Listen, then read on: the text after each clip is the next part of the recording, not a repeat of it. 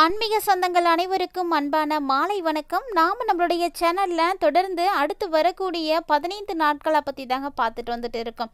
So புதிதாக பிறந்து நடைபெற்று கொண்டிருக்கக்கூடிய ஆகஸ்ட் மாதத்தினுடைய இறுதி நாட்களானது நம்ம நெருங்கிட்டு இருக்கோம். அடுத்து வரக்கூடிய 20 நாட்கள் மீனராசினியர்களுக்கு எப்படி இருக்குது, என்னென்ன கிரகங்கள் எந்த இடத்துல இருக்காங்க அப்படின்றத பற்றியும், மேலும் சிறப்பாக இருக்க என்ன மாதிரியான பரிகாரங்கள் செய்யலாம் அப்படின்றதையும் தொடர்ந்து பார்க்கலாம். வீடியோக்குள்ளே போகிறதுக்கு முன்னாடி நீங்கள் இன்னும் நம்ம சேனலை சப்ஸ்கிரைப் பண்ணாமல் இருக்கீங்க அப்படின்னா மறக்காமல் சேனலை சப்ஸ்கிரைப் பண்ணிக்கோங்க. கூடவே பக்கத்தில் இருக்கிற பெல் சிம்பிளையும் கிளிக் பண்ணிக்கோங்க.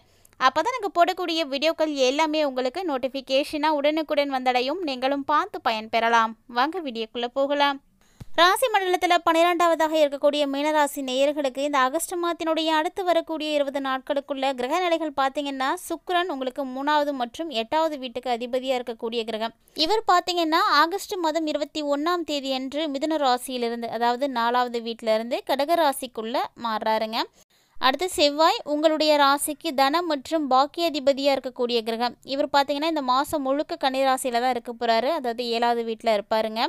குரு உங்களுடைய ராசி அதிபதி. இவர் பார்த்தீங்கன்னா இந்த டைம் உங்களுக்கு மாதம் முழுக்க மிதுன ராசியில் தான் வந்து இருக்க போகிறாரு, அதாவது சுகஸ்தானத்தில் தான் இருக்க போகிறாரு. இது பார்த்தீங்கன்னா உங்களுக்கு ஒரு பாதுகாப்பு கவசமாக இருப்பார் அப்படின்னே சொல்லலாம். சனி உங்களுடைய ராசியிலே வந்து இருக்க போகிறாருங்க, 1வது வீட்டில் இருக்கிறாரு. அது மட்டும் இல்லாமல் இது 7.5 சனியினுடைய மிக முக்கியமான ஒரு காலகட்டம், ஜென்ம சனி.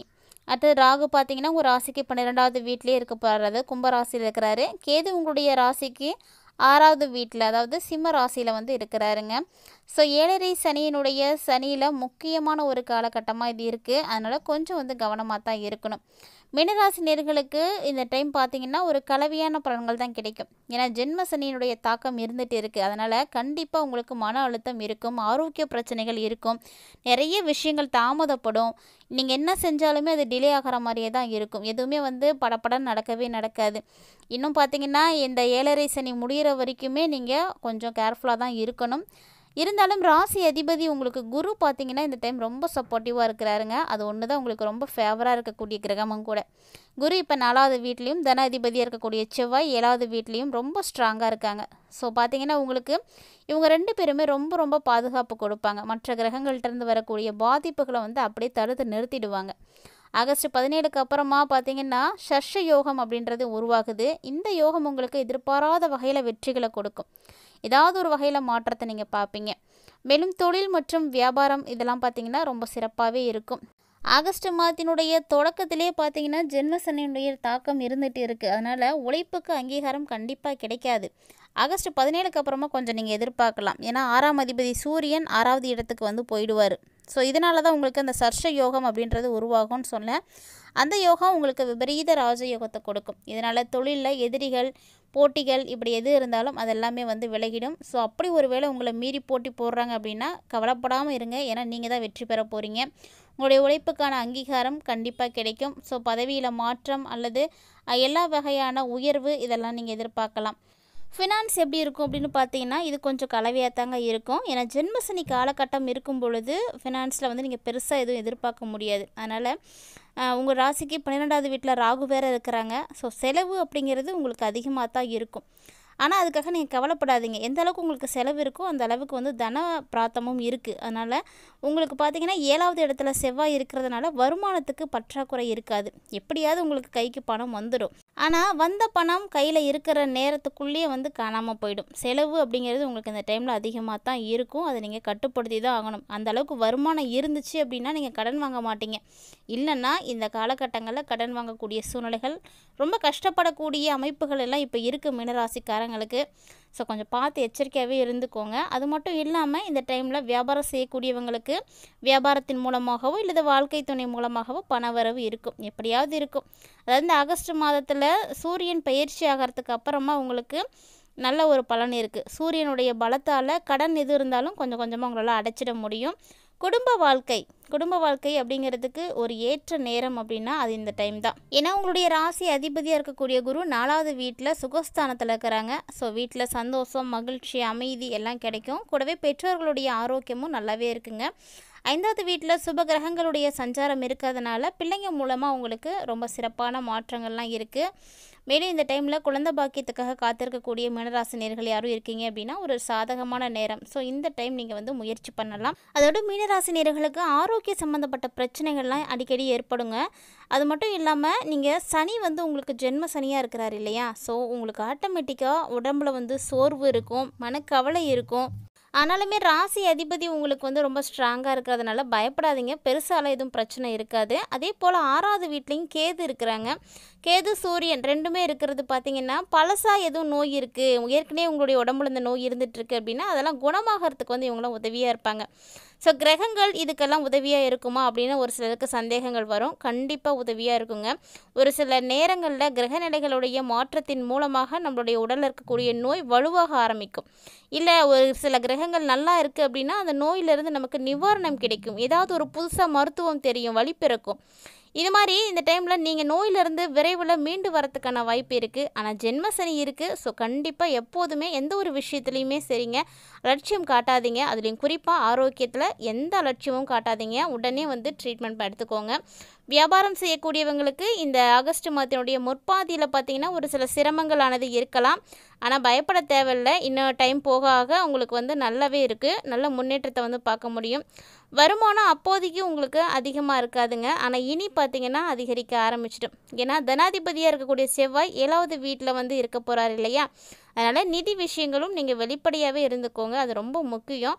யாருக்கிட்டையும் எந்த பிரச்சனையும் இல்லாமல் எந்த சங்கடங்களும் வராமல் நீங்கள் பார்த்துக்கோங்க. இது ஒன்றே போதும் உங்களுக்கு வந்து நல்லா வழி நடத்தும். மாணவர்களுக்கெல்லாம் பார்த்திங்கன்னா நல்ல ஒரு டைமிங் அப்படின்னு சொல்லணும். ஏன்னா இந்த டைமில் நீங்கள் சிறப்பாக படிக்க முடியும், நல்ல மதிப்பெண் எடுக்க முடியும். உயர்கல்வி பயிலணும் அப்படின்னு ஆசை இருக்கக்கூடியவங்களாம் இந்த டைமில் முயற்சி பண்ணுங்கள். 6வது வீட்டில் கேது மற்றும் சூரியன் இருக்கிறதுனால நீங்கள் போட்டித் தேர்வுகளை கூட வந்து கலந்துக்கலாம். ஏன்னா அற்புதமான வெற்றிகள் கிடைக்கும். எதையும் நினச்சி கவலைப்படாதீங்க. எல்லாத்துக்குமே உங்களுடைய முயற்சி தான் காரணம். இந்த டைமில் கவனமாகவும் விடாமுயற்சியோடு நீங்கள் இருந்தீங்க அப்படின்னாவே போதுங்க, எல்லாமே வந்து சிறப்பாக இருக்கும். கடினமாக உழைச்சிங்க அப்படின்னாவே போதுங்க, நிறைய வெற்றிகள் உங்களுக்கு வந்து இருக்குது. மீனராசி நேயர்கள், அதாவது கல்வி பயிலக்கூடிய மாணவர்கள்லாம் கடினமாக மட்டும் முயற்சி பண்ணிங்க அப்படின்னா நீங்கள் எதிர்பார்த்ததை விட நல்லாவே வந்து மதிப்பெண்கள்லாம் வாங்க முடியுங்க. ஸோ கிட்டத்தட்ட பார்த்தீங்கன்னா இது எல்லாமே நீங்கள் நினைத்து பார்க்க முடியாத அளவுக்கு மாற்றங்களை கொடுக்கக்கூடியதாக தான் இருக்குது. அதுவும் இந்த ஆகஸ்ட் மாதத்தினுடைய இறுதி நாட்கள் நெருங்க நெருங்க நிறைய மாற்றங்கள் உருவாகும். சனி பகவான் வக்ரமாக இருக்கிறாரு, அதாவது நவம்பர் 27 வரைக்கும். ஸோ அது வரைக்கும் உங்களுக்கு பெருசாக பாதிப்புகள் அப்படின்னு எதுவும் இருக்காதுங்க. சனி வக்ர நிவர்த்தி ஆனதுக்கு அப்புறமா சின்ன சின்ன பாதிப்புகள் சனி பகவானால் கண்டிப்பாக வந்து ஆரம்பமாகும். அதனால் எல்லாத்துக்குமே நீங்கள் தயாராக இருந்துக்கோங்க. இதனால் வரைக்கும் நீங்கள் வருமானத்துக்கு தடை இல்லாமல் நல்லா இருந்திருக்கலாம். ஆனால் இனி பல பிரச்சனைகள் உங்களை தேடி வரும். அதுவும் இல்லாமல் உங்கள் பேர் கெட்டு போகிறது, அவமானப்படுறது, ஸோ அந்த மாதிரியான விஷயங்களை எல்லாமே சனி பகவான் ஏற்படுத்தி கொடுப்பாரு. அதனால் இது எல்லாத்தையுமே நீங்கள் கடந்து வரத்துக்கு நீங்கள் வந்து கரெக்டாக இருந்துக்கோங்க, அதுதான் நல்லது.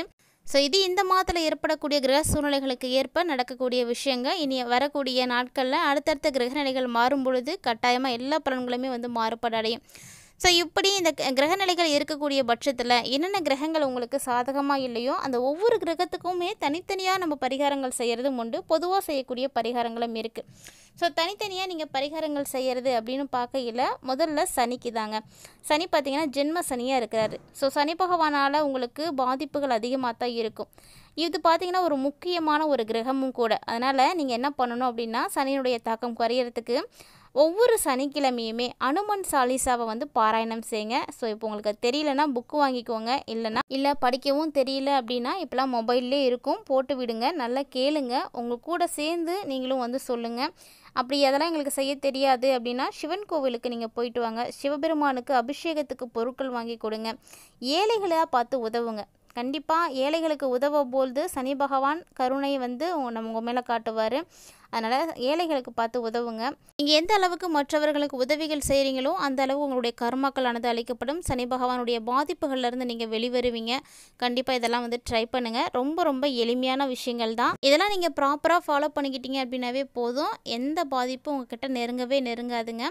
மேலும் மீனராசி நேயர்களுக்கு நிறைய மாற்றங்கள் இந்த ஆகஸ்ட் மாதத்தில் உண்டு பண்ண இருக்குது. எல்லா கிரகங்களுக்கும் நீங்கள் செய்யலினாலும் பரவாயில்ல, கண்டிப்பாக சனி கிரகத்துக்கு நீங்கள் செய்யுங்க.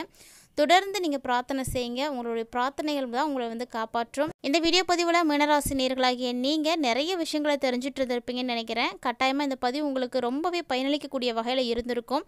பிடிச்சிருந்தால் லைக் பண்ணுங்கள், ஷேர் பண்ணுங்கள், மறக்காமல் கமெண்ட் பண்ணுங்கள். மேலும் இது போல் பல இன்ட்ரெஸ்டிங்கான தகவல்களை எல்லாம் நீங்கள் தொடர்ந்து பார்த்து தெரிஞ்சுக்கணும் அப்படின்னு விருப்பப்பட்டீங்கன்னா மறக்காமல் நம்ம சேனலை சப்ஸ்கிரைப் பண்ணிவிட்டு ஃபாலோ பண்ணிக்கோங்க. மேலும் ஆன்மீக ரீதியாக மற்றும் ஒரு சுவாரஸ்யமான தலைப்பில் சந்திக்கலாம்.